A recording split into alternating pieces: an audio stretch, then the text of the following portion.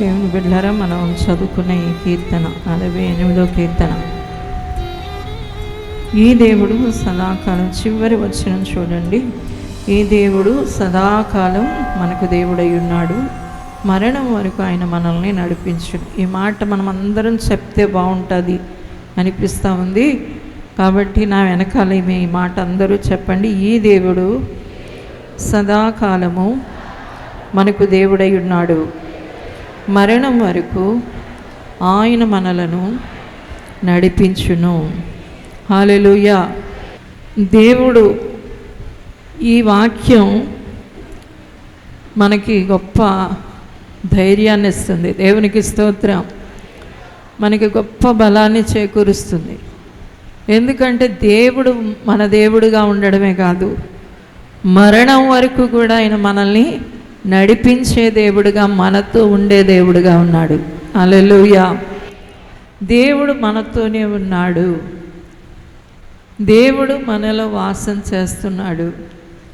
దేవుణ్ణి మనము ఎల్లప్పుడూ కలిగి ఉన్న బిడ్డలుగా ఉన్నాం. దేవునికి స్తోత్రం. దేవుడు నన్ను ఎప్పుడు వదిలేస్తాడండి అంటే అది ఇక వదలడము అనేది అసంభవం. అంటే ఇది జరగదు. దేవుడు నన్ను వదిలేస్తాడా అండి? దేవుడు నన్ను విడిచిపెడతాడా అండి? దేవుడు నాకు దూరంగా ఉంటాడా అండి అంటే అది జరగని పని. అది ఎప్పటి వరకు అంటే నీవు ఈ భూమి మీద నీవు చివరి శ్వాస ముగించే వరకు దేవుడు నీ దేవుడుగా, నీతో ఉన్నవాడుగా ఉన్నాడు. తర్వాత ఆయనతో నువ్వు ఉంటావు. ఆయన ఇప్పుడు నీతో ఉన్నాడు. నీ మరణం తర్వాత నీవు ఆయనతో ఉంటావు. ఇది దేవుడు ఆయన బిడ్డలకు ఇచ్చిన గొప్ప వరం. దేవునికి స్తోత్రం. గొప్ప ఆశీర్వాదం.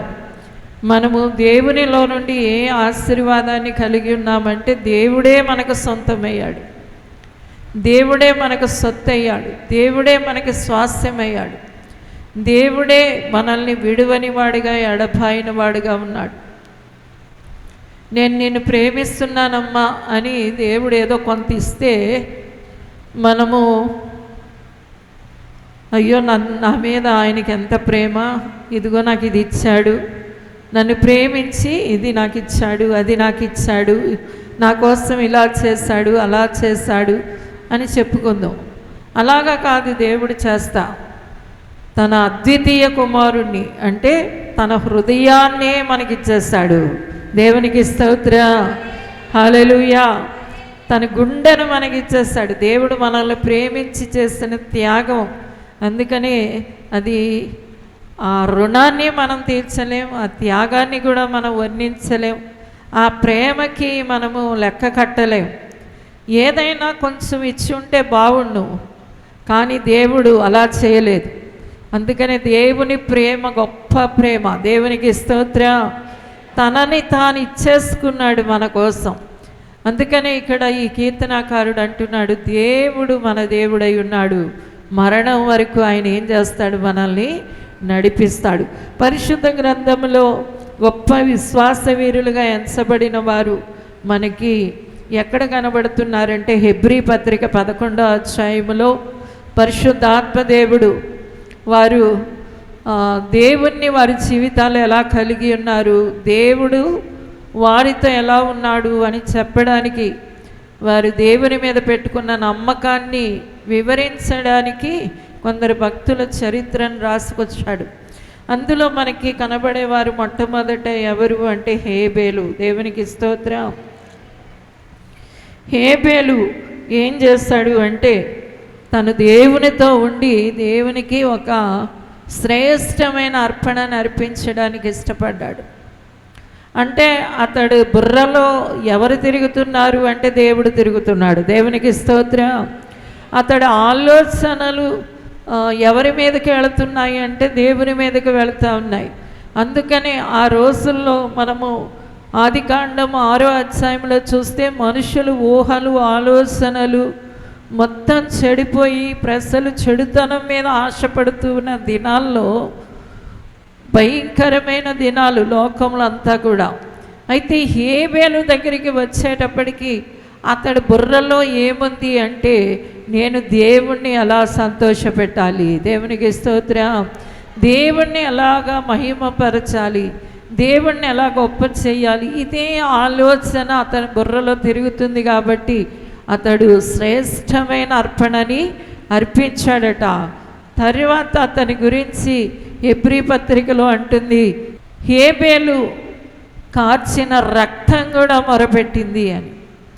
హేబేలు బ్రతికుండగా మాట్లాడడం కాదు దేవుడితో, చచ్చిన తరువాత కూడా ఆయన రక్తం మొరపెడుతుంది. అంటే హేబేలు దేవుడు అంత అన్యోన్యంగా ఉన్నారు, అంత కలిసి ఉన్నారు, ఇద్దరు కలిసి ఒక్కటై ఉన్నారు. దేవునికి స్తోత్రం.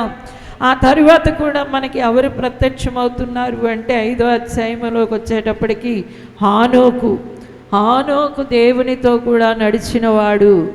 అంటే దేవుడు హానోకు కలిసి ఉన్నారు.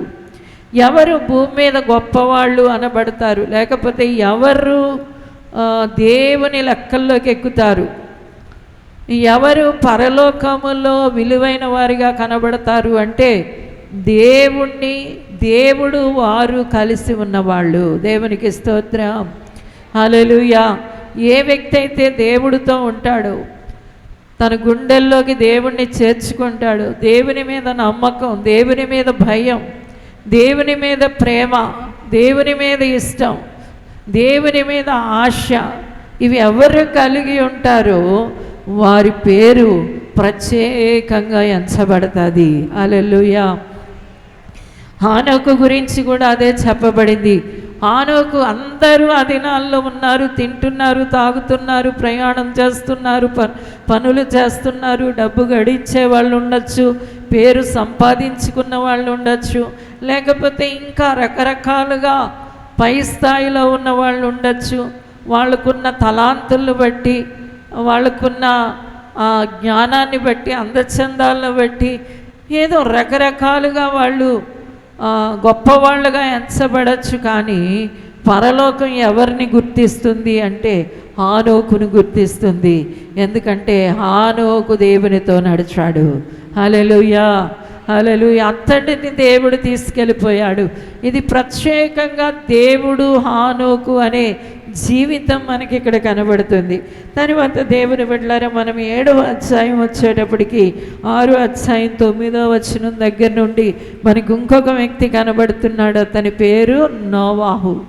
ఈ నోవాహు కూడా ఏమని రాయబడిందంటే దేవుడు అతనితో కూడా నడిచినవాడు. నోవాహు దేవునితో కూడా నడిచాడు. ఆ తరంలో దేవుని కృపను పొందుకున్నాడు. దేవుడి ఎదుట నిందారహితంగా జీవిస్తున్నాడు. అంటే ఇతడు జీవితంలో కూడా పరిపూర్ణంగా ఎవరితో సంబంధం, ఎవరితో ఐక్యం, ఎవరితో బంధము అంటే అతడికి దేవునితో. దేవునికి స్తోత్రం, హల్లెలూయా. ఈ రోజున ప్రతి వారు ఇలాగ గుండె మీద చేసి, నేను దేవుని కుమారుణ్ణండి, దేవుని కుమార్తెను, నేను ఎల్లప్పుడూ దేవునితో ఉంటానండి, దేవుణ్ణి కలిగి ఉన్న బిడ్డనండి అని చెప్పగలవారిగా ఉండాలి. అదే మనిషి జీవితానికి ధన్యత, అదే ఆశీర్వాదం, అదే మేలు. హల్లెలూయా, హల్లెలూయా. ఇలాంటి భాగ్యాన్ని ఇవ్వడానికి దేవుడు మనల్ని కోరుకున్నాడు. ఇంత దగ్గరగా మనల్ని ఆయన ఒడిలోకి తీసుకోవడానికి, లేకపోతే ఆయన ఎత్తుకొని మోయడానికి దేవుడు మనల్ని అంగీకరించాడు. దేవుడు మనల్ని ఇష్టపడ్డాడు. దేవుడు మనల్ని ఎన్నుకున్నాడు, ప్రత్యేకపరుచుకున్నాడు. కాబట్టి ఈ రోజున మనము దేవునికి చెందిన వారిగా ఉన్నాం. దేవునికి స్తోత్రం, హల్లెలూయా, హల్లెలూయా. దేవునికి చెందిన వారిగా ఉన్నాం. ఒక చిన్న హాస్యాస్పదమైన ఒక కథ చెబుతారు.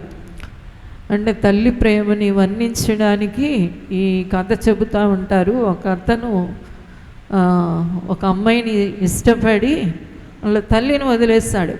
వదిలేసిన తర్వాత ఆ తల్లి కొడుకు కోసం చాలా ఆరాటపడుతుంది, ఆత్రపడుతుంది. అయ్యో, నేను కష్టపడి నా కొడుకుని పెంచుకున్నాను, నేను ఇంత పెద్ద చేశాను, ఇంత గొప్పవాడిని చేశాను, నా కొడుకు నా కొడుకు నా కొడుకు అని తప్పిస్తూ ఉంది. తప్పిస్తూ ఉంటే వీడేం చేశాడు అంటే ఆ అమ్మాయి మోసులో పడి ఈ తల్లిని పూర్తిగా నిర్లక్ష్యం చేశాడు.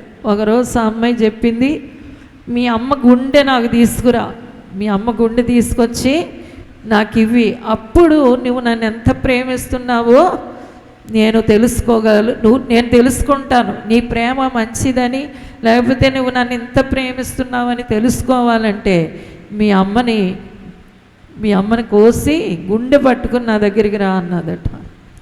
అప్పుడు ఈ కుర్రాడు ఏం చేస్తున్నాడంటే ఇంటికి వెళ్ళిపోయాడు. వాళ్ళ అమ్మ పడుకోగానే అమ్మ పీక నొక్కాడు.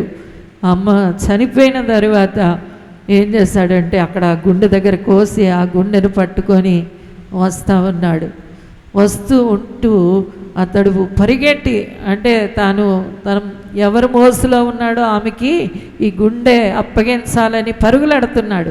పరిగెట్టేటప్పుడు ఒక పెద్ద రాయి తగిలి అమాంతంగా కింద పడ్డాడు.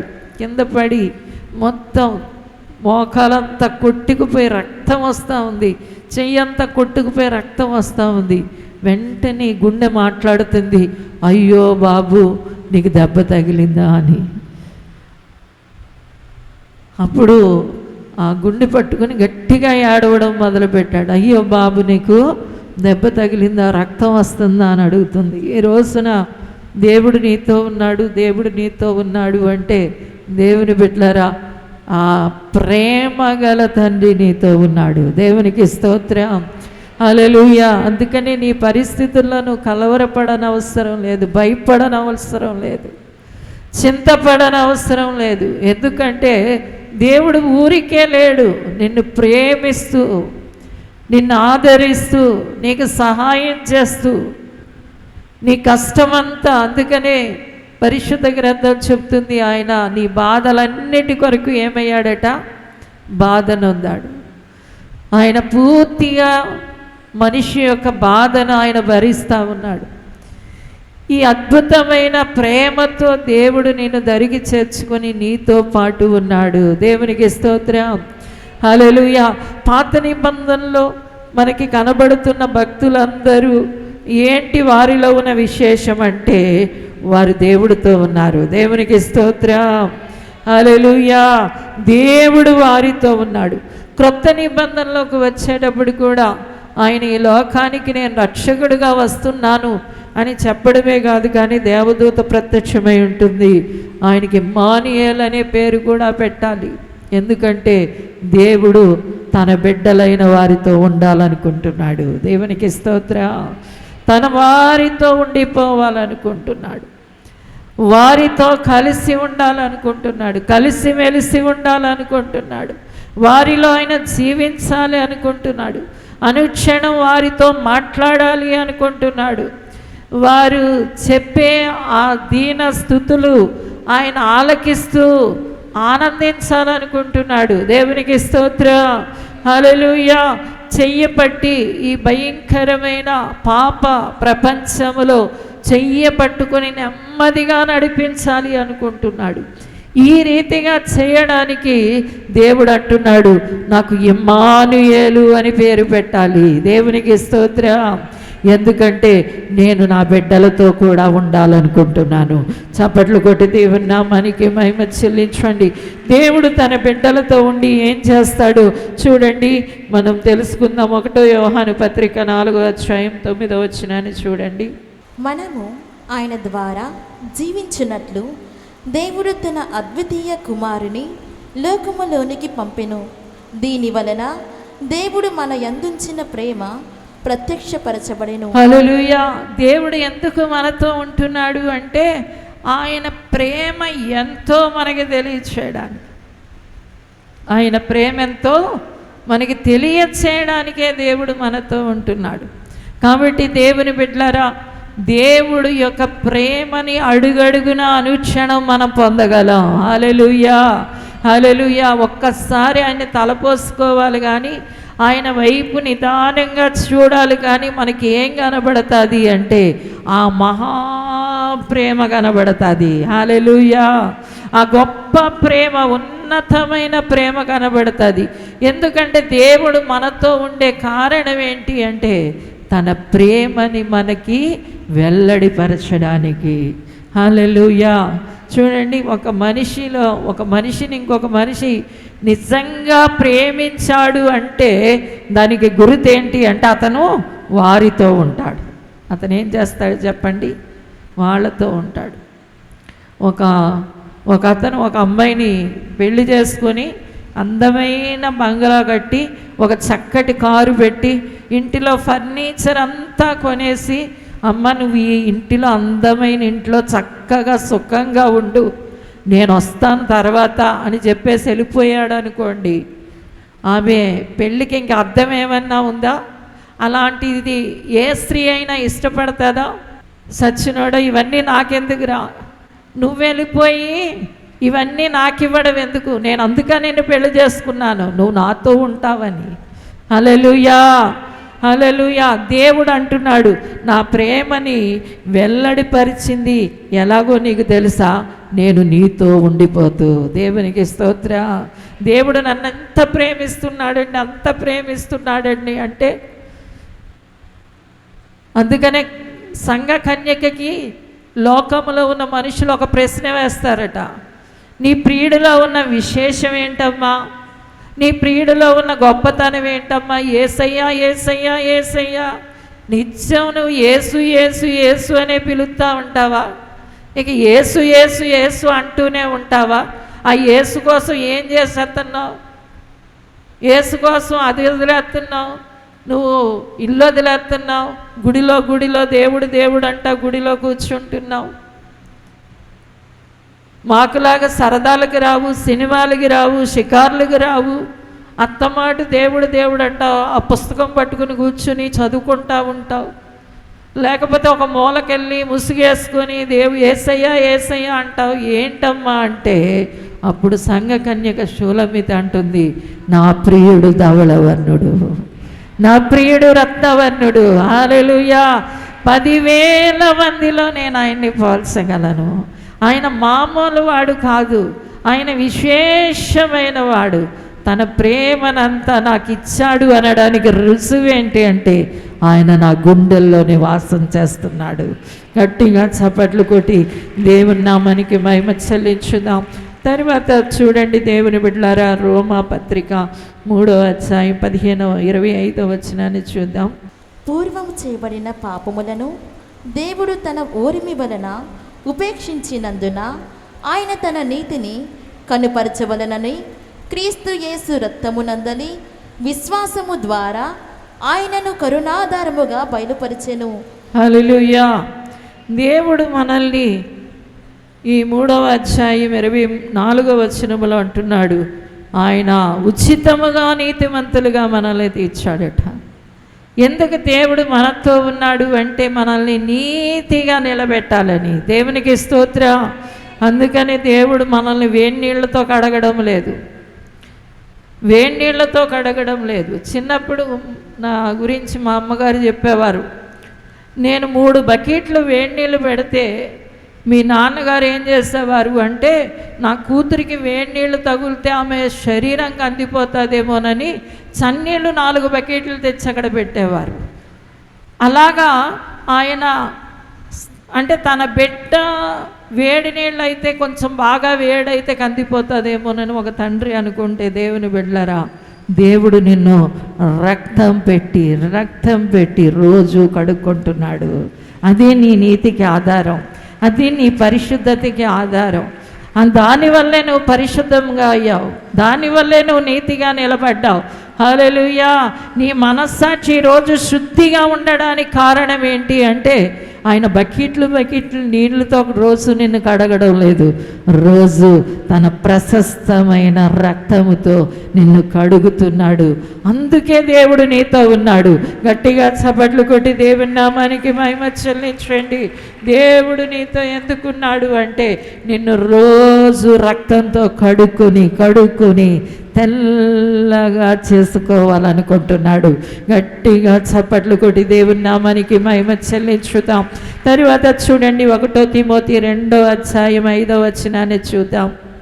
దేవుడొక్కడే దేవునికిని నరులకును మధ్యవర్తియు ఒకడే, ఆయన క్రీస్తు యేసను నరుడు. హల్లెలూయా. మూడవదిగా దేవుడు ఎందుకు నీతో ఉండాలనుకుంటున్నాడంటే, నువ్వు డైరెక్ట్గా ప్రార్థన చేస్తే ఆ ప్రార్థనకి పట్టు లేదు. ఆ ప్రార్థనకి ఏం లేదు చెప్పండి, పెద్ద పట్టు లేదు. అందుకనే యేసుక్రీస్తు నీకు మధ్యవర్తిగా వచ్చాడు. దేవునికి స్తోత్రం. హల్లెలూయా, హల్లెలూయా.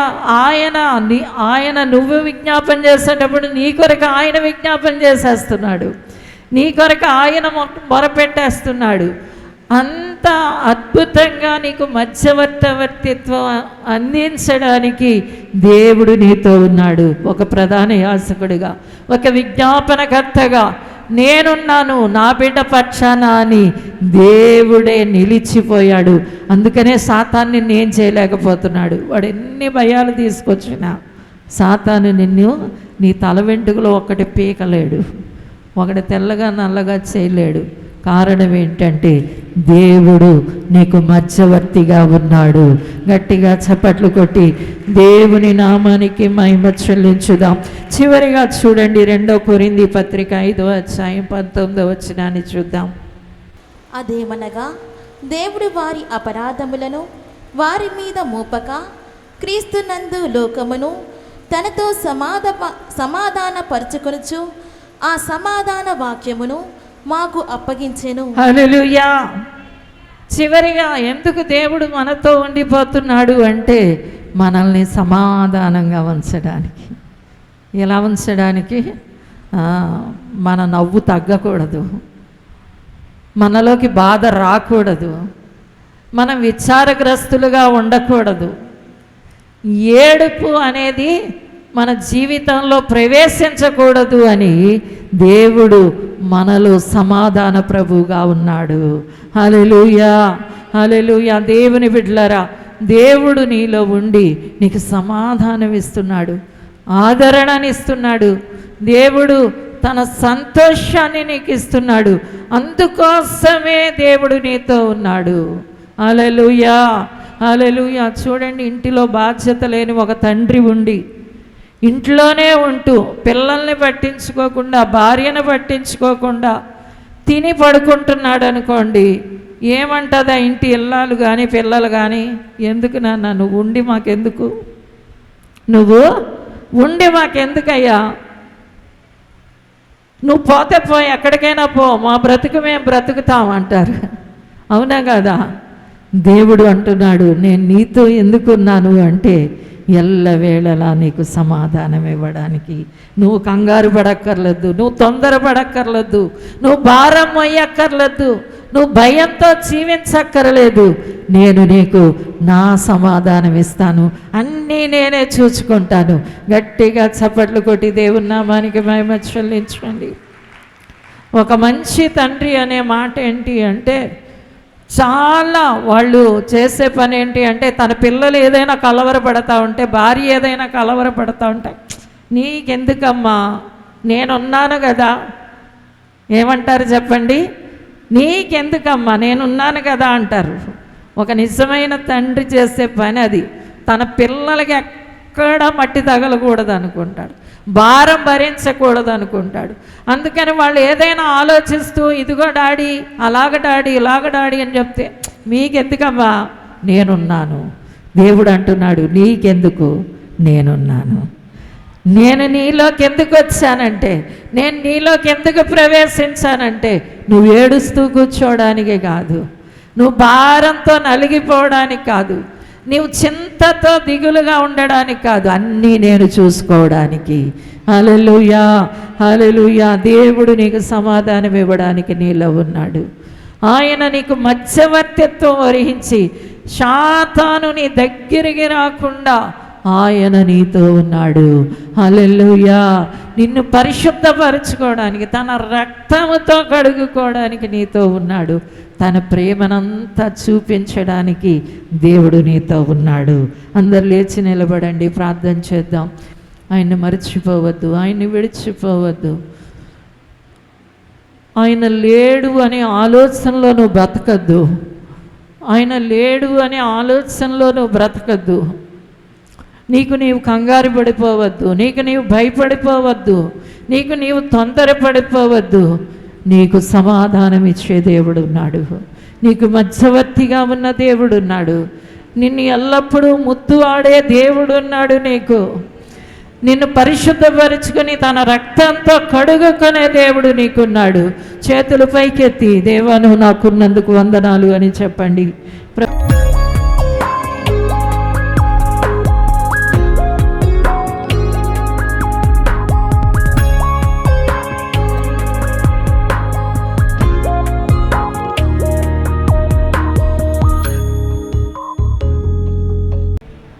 ప్రార్థన చేద్దాం. పరిశుద్ధమైన తండ్రి నీకు వందనాలు అయ్యా, మీరు మాలో ఉన్నందుకు వందనాలు. పాత నిబంధన కాల భక్తులతో నువ్వు ఉన్నావు, అందుకని వాళ్ళు జీవితాలు అద్భుతంగా ఉన్నాయి, విశేషంగా ఉన్నాయి, ఘనముగా ఉన్నాయి.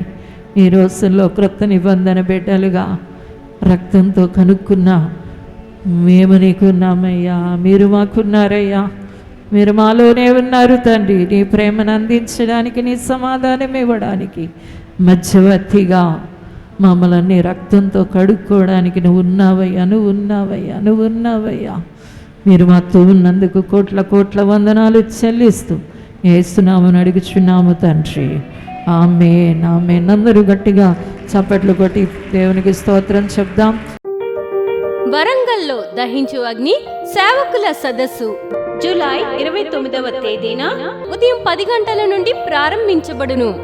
ముఖ్య ప్రసంగికులు డాక్టర్ థామస్ గారు, దహించు అగ్ని మినిస్ట్రీస్ రాజమహేంద్రవరం. స్థలం Ambedkar Bhavan, NGO colony road, పాత RTC డిపో, హనుమకొండ. మరిన్ని వివరాలకు 9494940072 మరియు 73. రాజమహేంద్రవరంలో దహించు అగ్ని సేవకుల కూడిక జూలై 28వ తేదీన ఉదయం 10 గంటల నుండి ప్రారంభించబడును. ముఖ్య ప్రసంగికులు డాక్టర్ థామస్ గారు, దహించు అగ్ని మినిస్ట్రీస్ రాజమహేంద్రవరం. స్థలం దహించు అగ్ని ఆడిటోరియం, నటరాజ్ థియేటర్, రాజమహేంద్రవరం. మరిన్ని వివరాలకు 9494940072 మరియు 73. పరిశుద్ధాత్మ దేవుని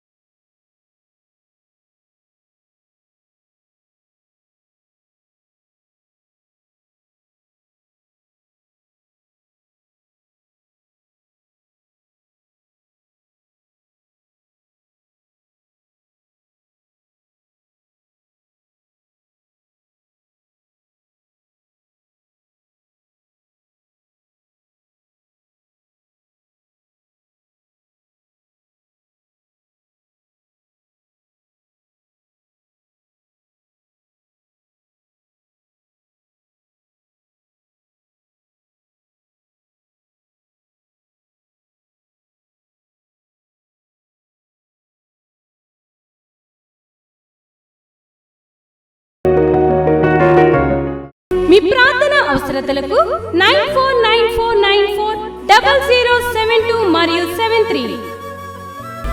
ఈ టీవీ కార్యక్రమాన్ని చూసి ఆశీర్వదించబడినట్లయితే దహించు అగ్ని టీవీ పరిచర్యకు మరియు బ్లెస్సింగ్ ల్యాండ్ కు సహకరించండి.